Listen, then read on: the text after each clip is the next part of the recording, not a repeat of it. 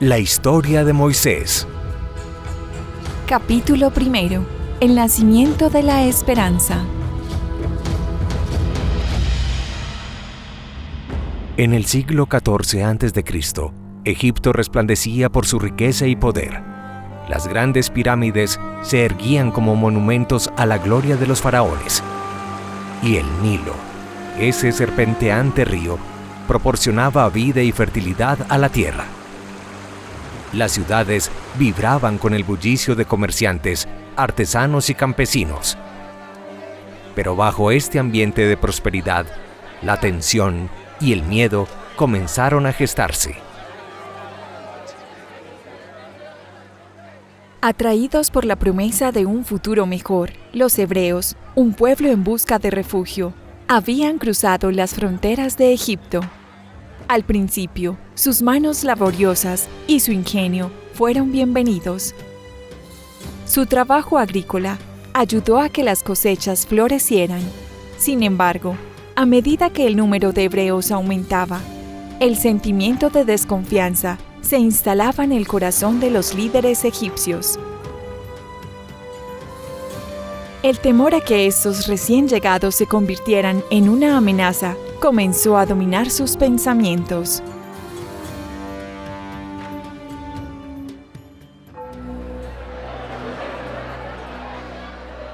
Un día, el faraón, sintiéndose cada vez más inquieto por el crecimiento de la población hebrea, emitió un decreto aterrador. Todos los bebés, varones hebreos, deben ser arrojados al Nilo.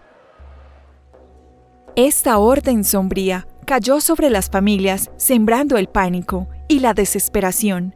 Cada nacimiento se convertía en un acto de desafío. Un pequeño milagro rodeado de un peligro inminente. Fue en medio de este clima de temor que una mujer llamada Jocabed trajo al mundo a un niño. Su corazón latía con fuerza mientras lo sostenía por primera vez, consciente de la fragilidad de su vida. Durante 3 meses, escondió al pequeño en su hogar, arriesgando su propia vida para mantenerlo a salvo. Cuando ya no pudo ocultarlo más, Jocabed se vio obligada a tomar una decisión desesperada. Con manos temblorosas, recogió un canasto de papiro, lo recubrió con alquitrán y brea para hacerlo impermeable y colocó al niño dentro, cubriéndolo con cuidado. La orilla del Nilo, un lugar que había sido testigo de tantos destinos, se convertiría en el refugio del pequeño. Con lágrimas en los ojos, lo dejó entre los juncos, su corazón desgarrado por la incertidumbre. Desde una distancia segura, su hija Miriam observaba con ansiedad. Cada latido de su corazón resonaba en su pecho, mientras la vida de su hermano pendía de un hilo. El río fluía suavemente, pero su mente estaba llena de preocupación y miedo. De repente, el aire se llenó de risas y charlas. La hija del faraón, rodeada de sirvientas que jugaban despreocupadas, se acercó al Nilo para bañarse. Miriam contuvo el aliento, sabiendo que el destino de su hermano estaba a punto de cambiar. La princesa, deslumbrante y poderosa, se detuvo a ver algo extraño entre los juncos. ¿Qué será esto?, murmuró curiosa mientras se agachaba para abrir el canasto. El llanto de un bebé llenó el aire, resonando en el silencio del momento. La princesa, sorprendida y conmovida, exclamó: «Es un niño de los hebreos». Un amor inmenso la envolvió mientras miraba al pequeño, y en su corazón comenzó a nacer una conexión profunda. «Lo llamaré Moisés», dijo, su sonrisa iluminando el ambiente, sin saber que aquel nombre llevaría consigo la esperanza de liberación para su pueblo. Mientras tanto, Miriam, impulsada por una mezcla de valentía, se acercó a la princesa. «Si deseas, puedo buscar a una nodriza hebrea que lo críe». ofreció su voz, temblando ligeramente. «Ve», respondió la hija del faraón, sin imaginar la magnitud de lo que estaba por ocurrir. Miriam corrió velozmente hacia su hogar, el viento soplando en su cabello, y pronto Jocabed se encontró frente a la hija del faraón. Con una mezcla de emoción, la princesa le dijo a la nodriza: «Toma a este niño y críamelo». En ese instante, Jocabed sintió que su vida tomaba un giro inesperado, como si el destino la estuviera sonriendo. «Gracias», murmuró con lágrimas de gratitud en los ojos, mientras tomaba al niño en sus brazos, uniendo sus destinos de una manera que jamás había imaginado. Así Moisés, el futuro líder de su pueblo, fue encontrado por la hija del faraón y su vida comenzó a entrelazarse con la historia de Egipto. En un mundo lleno de adversidades, había nacido una chispa de esperanza, una promesa de cambio para el pueblo hebreo, y en el corazón de Jocabed, la fe en un futuro mejor resplandecía con más fuerza que nunca.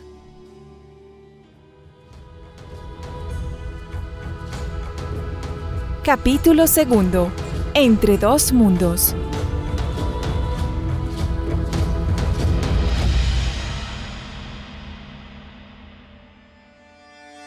El pequeño Moisés creció en la corte egipcia, rodeado de lujo y privilegio. Desde su primera infancia, disfrutó de una vida que muchos solo podían soñar: suntuosos banquetes, ropa fina y la compañía de nobles. Sin embargo, a medida que pasaban los años, sus sentimientos se agudizaron y su identidad hebrea parecía estar más viva. En la corte era un príncipe, un niño de la nobleza, pero en su corazón era un hijo de un pueblo que clamaba por libertad.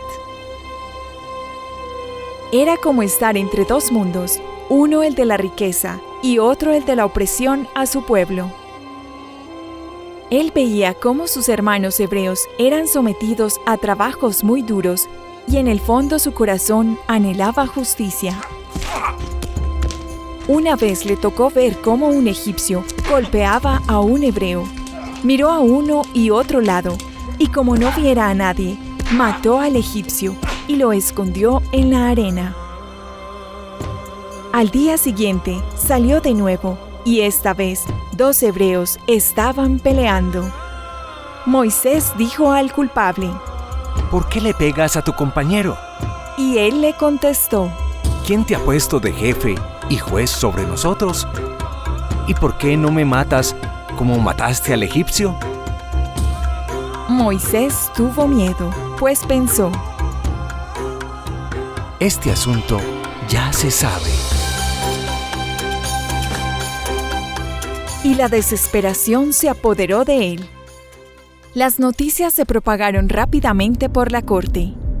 La figura del faraón, majestuosa pero temida, se alzaba sobre su mente.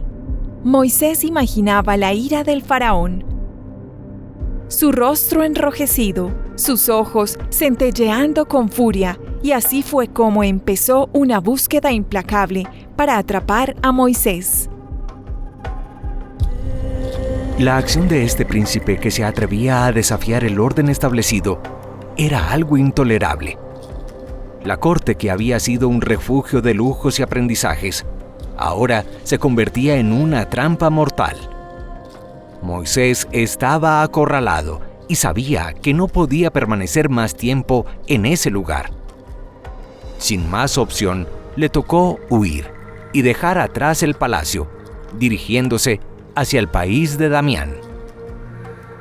Durante su travesía por el desierto ardiente, Moisés se detuvo junto a un pozo. El agua cristalina brillando bajo el sol. Exhausto, se sentó en la sombra de una palmera, dejando que la brisa cálida acariciara su rostro. Mientras recuperaba el aliento, sus pensamientos vagaban entre la nostalgia de su pasado y la incertidumbre de su futuro.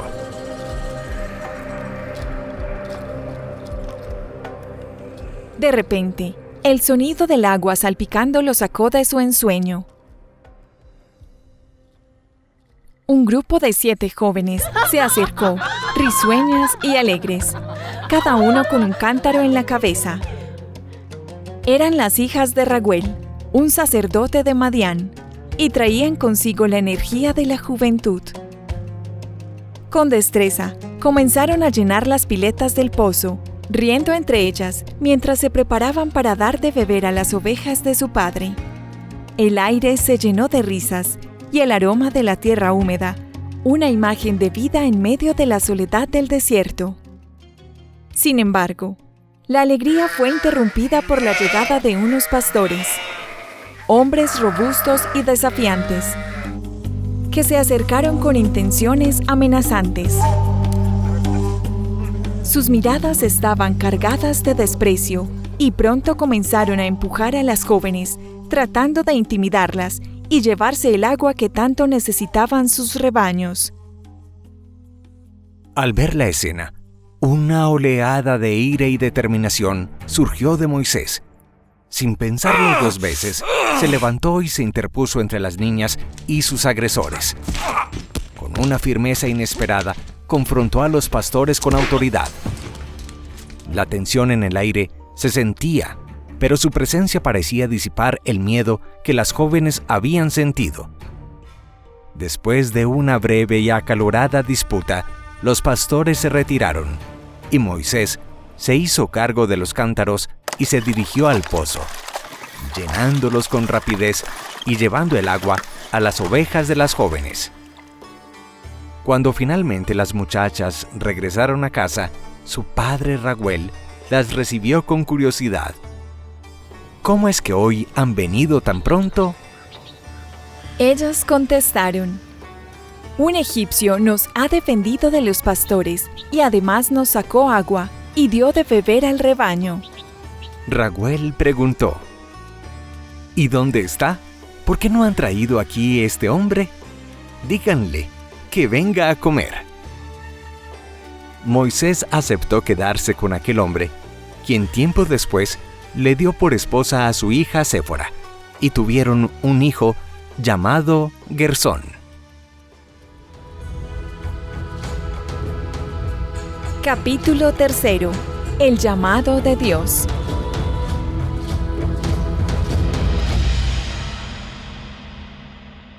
Después de casarse y asentarse en el país de Damián, Moisés encontró refugio en la tranquila vida del desierto, cuidando el rebaño de su suegro Raguel. Los días transcurrían en una rutina sencilla, marcados por el brillo del sol sobre la arena y el murmullo del viento entre las rocas. Pero en lo profundo de su ser, Moisés sentía que algo importante lo aguardaba. Un día, mientras guiaba a las ovejas hacia pastos frescos, decidió llevarlas a Horeb, el monte de Dios. La montaña se erguía majestuosa y silenciosa. A medida que se acercaba, una luz brillante captó su atención. Intrigado, siguió caminando, dejando que su curiosidad lo guiara. Cuando llegó a la base de la montaña, se encontró con un espectáculo asombroso. Una zarza ardía con llamas vivas, pero, sorprendentemente, no se consumía. Era un fenómeno que desafiaba la lógica y lo llenaba de asombro. Moisés se acercó, sintiendo que su corazón latía con fuerza. ¿Qué es esto?, se preguntó, incapaz de apartar la mirada. En ese instante, una voz profunda resonó en el aire. ¡Moisés! ¡Moisés! Era un llamado poderoso, y la claridad con que pronunciaron su nombre lo paralizó, como si el tiempo se detuviera. Moisés respondió: Estoy aquí. La voz del Señor le dijo: No te acerques aquí. Quítate las sandalias de tus pies, porque el lugar en que tú estás es tierra santa. Yo soy el Dios de tu padre, el Dios de Abraham, el Dios de Isaac y el Dios de Jacob. Ciertamente, he visto la aflicción de mi pueblo que está en Egipto, y he oído su clamor, y por esta razón estoy bajando, para librarlo del poder de los egipcios y para hacerlo subir de aquí a un país grande y fértil, a una tierra que emana leche y miel, al territorio de los cananeos, de los heteos, de los amorreos, de los fereceos, los jebeos y los jebuseos. Finalmente, el Señor le dijo a Moisés: Por tanto, ve y yo te enviaré al faraón, para que saques de Egipto a mi pueblo, los hijos de Israel. Sin embargo, Moisés sintió temor y dijo: ¿Quién soy yo para que vaya al faraón y saque de Egipto a los hijos de Israel? El Señor le aseguró: Yo estaré contigo. Luego Moisés respondió: Y si los israelitas me preguntan, ¿quién lo envía? El Señor le habló: Yo soy el que soy. Moisés expresó nuevamente su temor. No me van a creer, ni querrán escucharme, sino que dirán, como que se te ha aparecido Dios. Entonces el Señor le dijo: ¿Qué es lo que tienes en la mano? Un bastón. Tíralo al suelo. Lo tiró al suelo y se convirtió en una serpiente. Moisés dio un salto atrás. El Señor le ordenó: Tómala por la cola con tu mano. Moisés la agarró y volvió a hacer un bastón en su mano. Con esto le dijo el Señor: Podrán creer que se te ha aparecido el Dios de sus padres, el Dios de Abraham, el Dios de Isaac y de Jacob. Otra vez el Señor le habló. Mete la mano en tu pecho. Lo hizo y la sacó cubierta de lepra, blanca como la nieve. Vuelve a meter tu mano en el pecho. Lo hizo, y al sacarla, su mano estaba tan sana como el resto de su cuerpo. Si no te creen, y no los convence el primer prodigio, te creerán con el segundo. Y si no creen todavía con los dos prodigios y no te hacen caso, toma agua del río y derrámala. En cuanto toque el suelo, el agua del río se convertirá en sangre. Moisés siguió mostrando dudas. Mira, Señor, que yo nunca he tenido facilidad para hablar. Mi boca y mi lengua no me obedecen. Le respondió el Señor: ¿Quién ha dado la boca al hombre? ¿Quién hace que uno hable y otro no? ¿Quién hace que uno vea y que el otro sea ciego o sordo? ¿No soy yo Dios? Anda ya, que yo estaré en tu boca y te enseñaré lo que has de hablar. Aún así, Dios le permitió llevar a su hermano Aarón como portavoz. Moisés dejó el país de Madián y partió con su familia para Egipto.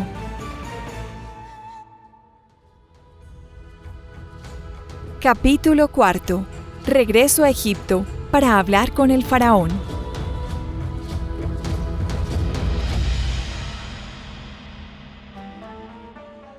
Al llegar a Egipto, el aire estaba cargado de tensión y expectativa.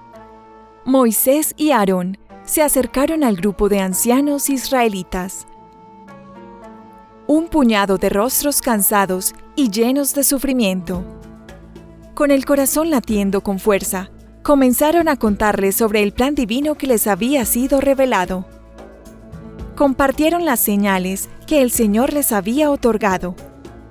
Y a medida que hablaban, la esperanza se extendió entre la multitud. Los ancianos con lágrimas en los ojos se unieron en adoración, creyendo que el tiempo de su liberación estaba cerca. La fe renovada los envolvió y por un momento, el peso de sus sufrimientos pareció levantarse. Con la misión clara y renovados por la fe de su pueblo, Moisés y Aarón se dirigieron al imponente palacio del faraón. La gran estructura se erguía ante ellos, símbolo de poder y opresión. Sin titubear, se presentaron ante el faraón.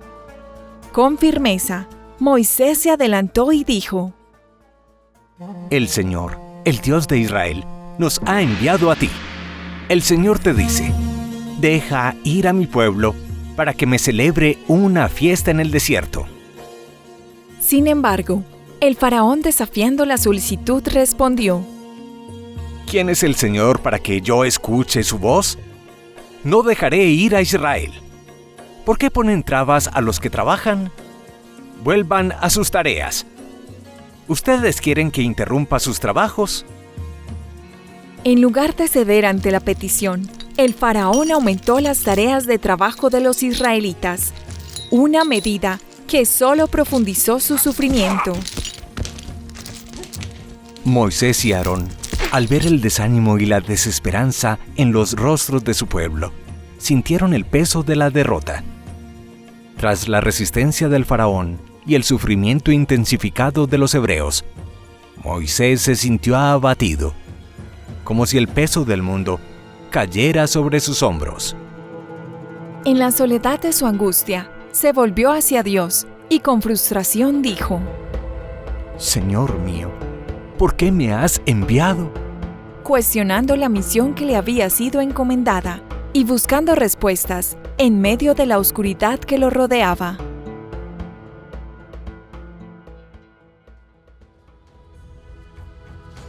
Capítulo 5. Incertidumbre y liberación de los hebreos.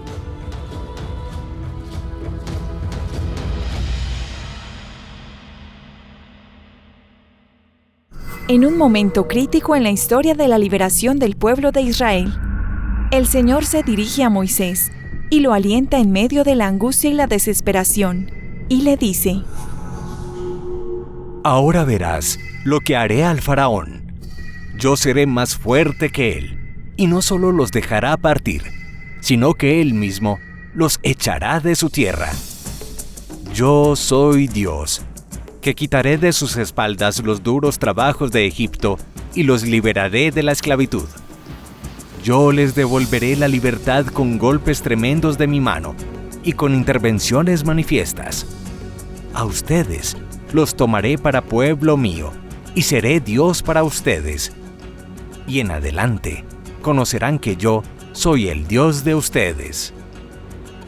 Y es así como Moisés se dirigió hacia el campamento de los hebreos, esperanzado y ansioso por compartir el nuevo mensaje de la promesa de liberación por parte del Señor. Sin embargo, al llegar, se encontró con una realidad desgarradora, de desilusión e incredulidad por parte del pueblo.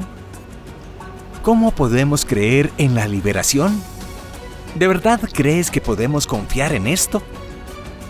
Cada día es un nuevo sufrimiento. Hemos estado esperando tanto tiempo. ¿Por qué ahora sería diferente? Hemos sido esclavos toda nuestra vida. ¿Qué esperanza hay para nosotros? ¿Cómo podemos creer que esto cambiará?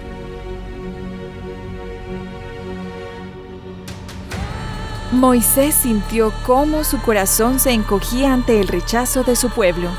La promesa de Dios, tan clara y poderosa, se desvanecía ante la cruda realidad del sufrimiento humano y de la desesperanza de un pueblo que ya no confiaba en lo que él decía ni en el Señor.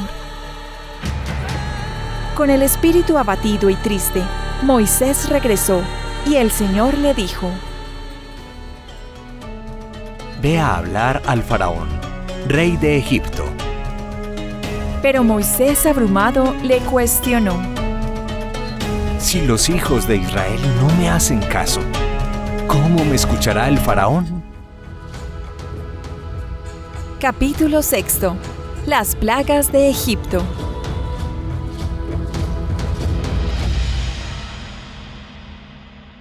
Tras el rechazo del faraón a la solicitud de Moisés de liberar a los hebreos de la esclavitud, Dios decidió demostrar su poder y autoridad. El Señor anunció a Moisés que terribles plagas caerían sobre Egipto si el faraón no liberaba al pueblo hebreo y le dijo: Vas a ser como un dios para el faraón, y Aarón tu hermano será tu profeta. Tú le dirás todo lo que yo te mande, y Aarón tu hermano hablará al faraón para que deje salir de su país a los hijos de Israel. Y así es como el Señor envió las plagas y demostró que, primero, las plagas eran una señal para que el faraón liberara a los hebreos. Segundo, las plagas manifestaban el dominio absoluto de Dios sobre la creación. Tercero, cada plaga era un juicio directo contra los dioses egipcios. Cuarto, las plagas revelaban la capacidad del Señor para salvar a su pueblo. Quinto, las plagas mostraban a un solo Dios y no a una religión politeísta como la tenían los egipcios. Estas terribles plagas que azotaron a Egipto fueron descritas así. Primera plaga. Dios convirtió el agua del Nilo en sangre, matando a los peces y provocando un olor insoportable.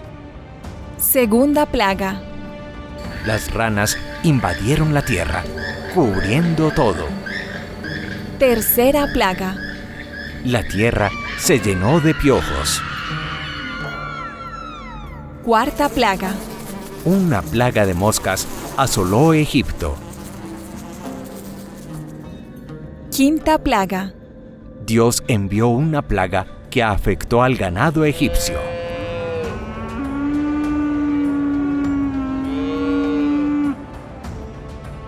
Sexta plaga.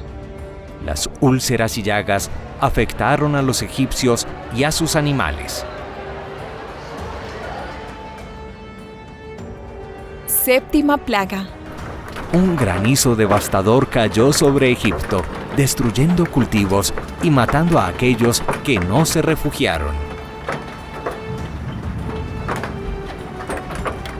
Octava plaga. Dios envió langostas que consumían la cosecha.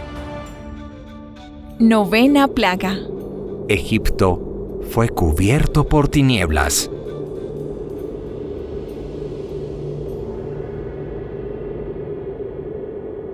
Décima plaga.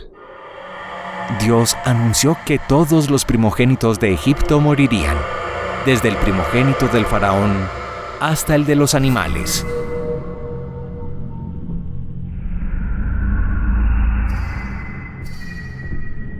Cuando la última plaga golpeó a Egipto, el lamento y el desconsuelo llenaron la tierra.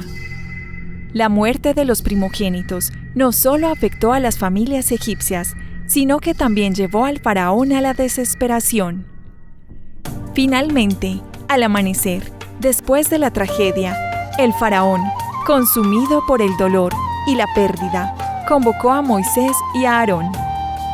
En un arrebato de angustia, les ordenó que se llevaran a los israelitas y abandonaran Egipto de inmediato.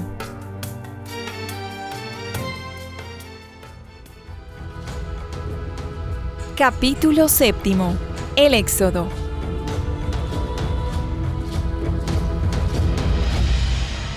El éxodo de los hijos de Israel de Egipto fue un momento muy especial, cargado de emoción y simbolismo.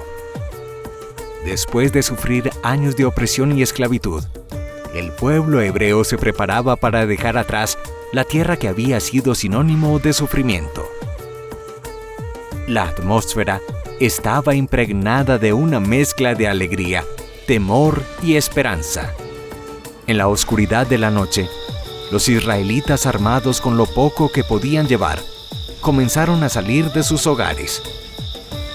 Cada familia se movía rápidamente, guiada por la urgencia de la libertad, dejando atrás la opresión que había marcado sus vidas. Durante su travesía, acamparon en Etam, cerca de las puertas del desierto. El Señor iba delante de ellos, señalándoles el camino. De día iba en una columna de nube. De noche, en una columna de fuego, iluminándolos para que caminaran de noche como de día.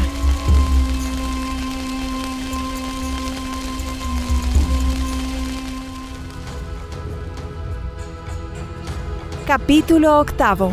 El cruce por el Mar Rojo.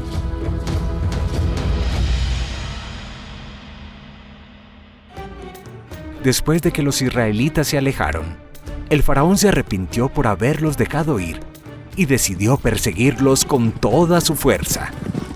Reunió 600 carros de guerra, los mejores de Egipto, cada uno conducido por sus guerreros más valientes, y mandó su ejército tras los hebreos. Mientras los israelitas acampaban junto al Mar Rojo, cerca de Piahirot, se dieron cuenta de que los egipcios se acercaban rápidamente. El miedo se apoderó de ellos al ver cómo el faraón venía tras sus pasos. Con angustia, se dirigieron a Moisés, cuestionando su decisión. ¿Acaso no había tumbas en Egipto para que nos hayas traído a morir al desierto? ¿Qué has ganado con sacarnos de Egipto? Déjanos en paz y mejor servimos a los egipcios, porque más nos conviene servir a los egipcios que morir en el desierto. Moisés les contestó: No se asusten, permanezcan firmes, vean la obra del Señor y cómo Él los salva hoy. Miren a esos egipcios, a los que nunca más volverán a ver.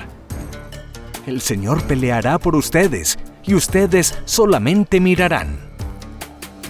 Luego el Señor le dijo a Moisés: Di a los hijos de Israel que se pongan en marcha.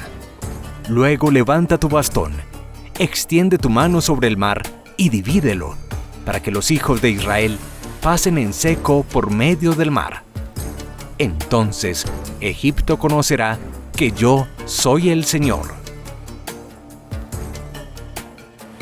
Moisés extendió su mano sobre el mar, y el Señor hizo soplar durante toda la noche un fuerte viento del oriente que secó el mar. Se dividieron las aguas. Los israelitas pasaron en seco por medio del mar. Las aguas les hacían de murallas a izquierda y a derecha. Los egipcios se lanzaron a perseguirlos, y todo el ejército del faraón entró en medio del mar con sus carros y caballos.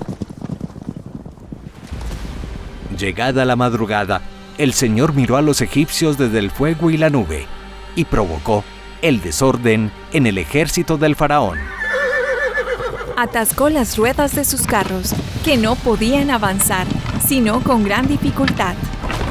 El Señor le dijo entonces a Moisés: Extiende tu mano sobre el mar, y las aguas volverán sobre los egipcios, sus carros y sus caballos. Moisés extendió su mano sobre el mar. Al amanecer, el mar volvió a su lugar. Mientras los egipcios trataban de huir, el Señor arrojó a los egipcios en el mar. Las aguas, al volver, cubrieron los carros, los caballos y su gente. O sea, todo el ejército del faraón que había entrado en el mar persiguiéndolos. No se escapó ni uno solo. Los israelitas, en cambio, habían pasado en medio del mar. Las aguas les hacían de murallas a derecha e izquierda. Aquel día, el Señor liberó a Israel del poder de los egipcios, e Israel vio a los egipcios muertos en la orilla del mar. Israel vio los prodigios del Señor y creyó en Él y en Moisés su siervo. Entonces, Moisés y los israelitas entonaron un cántico en honor del Señor que decía: Cantaré al Señor, que se ha coronado de triunfo, arrojando al mar caballos y jinetes. El Señor es mi fuerza y mi canción. Él es mi salvación. Él es mi Dios y lo alabaré. Es el Dios de mi Padre y lo enalteceré. El Señor es un guerrero. Su nombre es el Señor. Él arrojó al mar los carros y el ejército del faraón.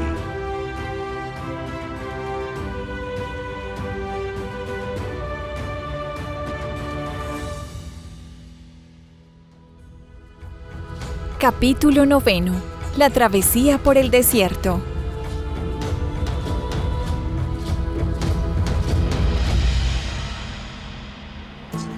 Tras cruzar el Mar Rojo, los israelitas se adentraron en el inhóspito desierto del Sinaí, un vasto mar de arena y rocas que se extendía hacia el horizonte. A medida que avanzaban, se encontraron con una serie de pruebas que desafiaban su fe. La escasez de agua y comida se convirtió en una lucha constante por la supervivencia. Pero el Señor, fiel a su promesa, les otorgó el maná, un alimento divino que caía del cielo cada mañana, y agua que brotaba de las rocas, aliviando su sed en medio del desierto abrasador. Al llegar al desierto de Sinaí, 3 meses después de su salida de Egipto, Moisés ascendió al monte, donde el Señor le aguardaba. En ese lugar sagrado, el Señor le habló.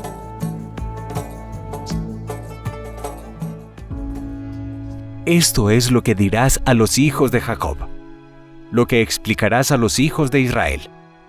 Ustedes han visto cómo he tratado a los egipcios y que a ustedes los he llevado sobre las alas del águila para traerlos hacia mí.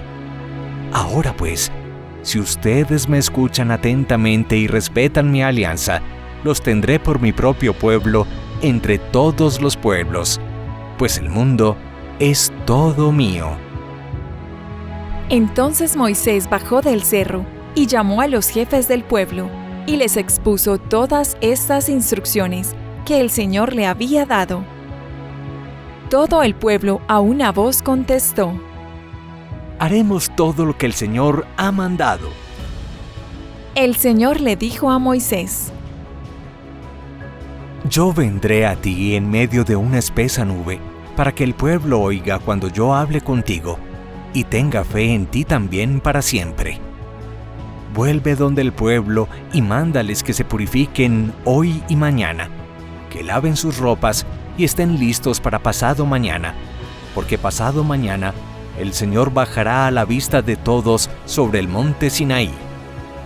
Señala al pueblo un límite alrededor del monte, y diles que no traten de subir al monte o de alcanzarlo. Todo aquel que traspase el límite deberá morir. Moisés bajó del monte y dijo: No tengan relaciones sexuales y estén listos para pasado mañana. Al tercer día, al amanecer, hubo sobre el monte truenos, relámpagos y una espesa nube. Se oía un sonido muy fuerte. En el campamento, todo el pueblo se puso a temblar. Entonces Moisés los hizo salir del campamento para ir al encuentro del Señor, y se detuvieron al pie del monte. El Señor bajó a la cumbre del monte Sinaí, y desde allí llamó a Moisés. Y Moisés subió.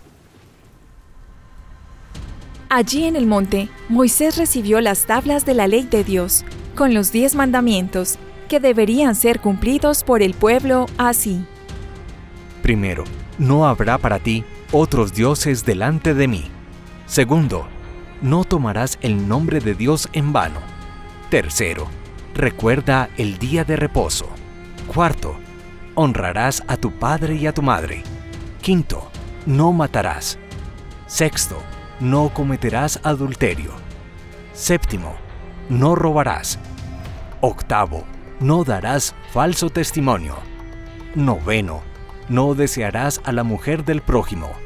Décimo, no codiciarás los bienes del prójimo. Mientras Moisés permanecía en la cima del monte, el pueblo, abrumado por la espera, comenzó a impacientarse. En un acto de desesperación, forjaron un becerro de oro al que comenzaron a adorar como si fuera su Dios. Cuando Moisés finalmente descendió y se encontró con la escena de idolatría, la ira lo invadió. Sin poder contener su furia, rompió las tablas de la ley que llevaba en sus manos. Con determinación tomó el becerro que habían creado, lo arrojó al fuego y lo redujo a cenizas. Luego lo molió hasta convertirlo en polvo y esparció los restos sobre las aguas, obligando a los hijos de Israel a beber de su propia traición. Al día siguiente, Moisés regresó al monte, buscando la misericordia del Señor por el pecado de su pueblo. Dios, en su respuesta, le advirtió con gravedad: Al que peque contra mí, lo borraré de mi libro. Márchate de este lugar, tú y el pueblo que saqué de Egipto. Dirígete a la tierra que prometí con juramento a Abraham, a Isaac y a Jacob, cuando les dije que se la daría a tu descendencia. Enviaré delante de ti un ángel que echará de esa tierra a los cananeos, a los amorreos, a los heteos, a los fereceos, a los jebeos y a los jebuseos. Capítulo 10. Un peregrinaje de 40 años por el desierto. Antes de que el pueblo de Israel se pusiera en marcha hacia la tierra prometida, el Señor se dirigió a Moisés con instrucciones precisas.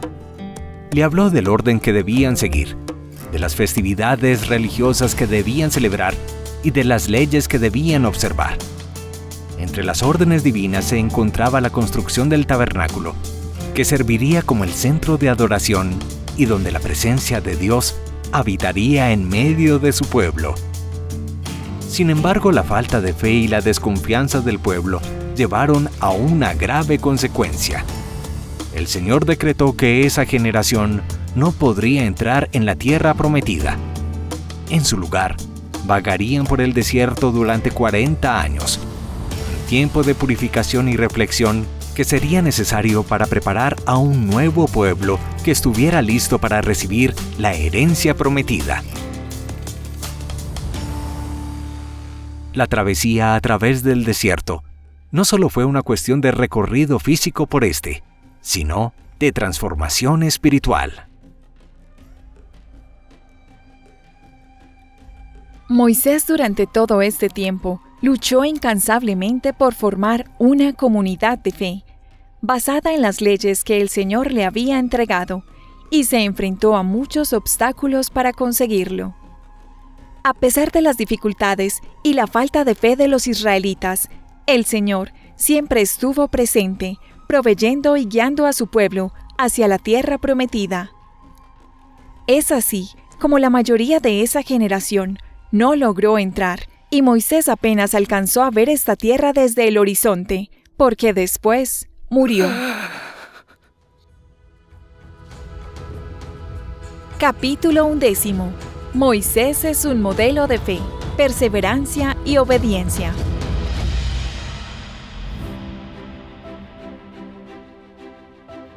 Moisés fue una figura crucial para el pueblo de Israel, no solo por su papel como líder, sino por el profundo impacto en la espiritualidad de su gente. Su importancia radica en su capacidad permanente para escuchar y actuar según la voluntad divina. Moisés no solo lideró a los israelitas en su éxodo de Egipto, sino que también se convirtió en su portavoz ante el Señor, llevando sus quejas y anhelos. Fue un mediador en tiempos de crisis, cuando el pueblo se desanimaba en el desierto, recordándoles la promesa de una tierra prometida. Su perseverancia y liderazgo en momentos de desesperación ayudaron a forjar una identidad colectiva entre los hebreos, transformándolos de un grupo de esclavos a un pueblo libre con un propósito divino. Además, Moisés fue el receptor de las tablas de la ley en el monte Sinaí, un momento fundamental en la historia de Israel. Las leyes que recibió no solo establecieron normas éticas y morales, sino que también definieron la relación del pueblo con el Señor. Estas leyes se convirtieron en la base de la vida comunitaria, dándoles un marco que guiaba sus interacciones y fortalecía su sentido de unidad y fe. Moisés también enfrentó numerosos desafíos, incluidos los constantes cuestionamientos y rebeliones de su pueblo. Su capacidad para mantener la fe y la esperanza incluso cuando la adversidad parecía insuperable, lo convirtió en un modelo a seguir. Enseñó a los israelitas a confiar en Dios, a ver sus acciones como un reflejo de su amor y compromiso hacia ellos. Su legado perdura en la memoria colectiva de las religiones del cristianismo, judaísmo e islam, al ser reconocido como un gran profeta de Dios que dejó huella de fe, amor, perseverancia y humildad.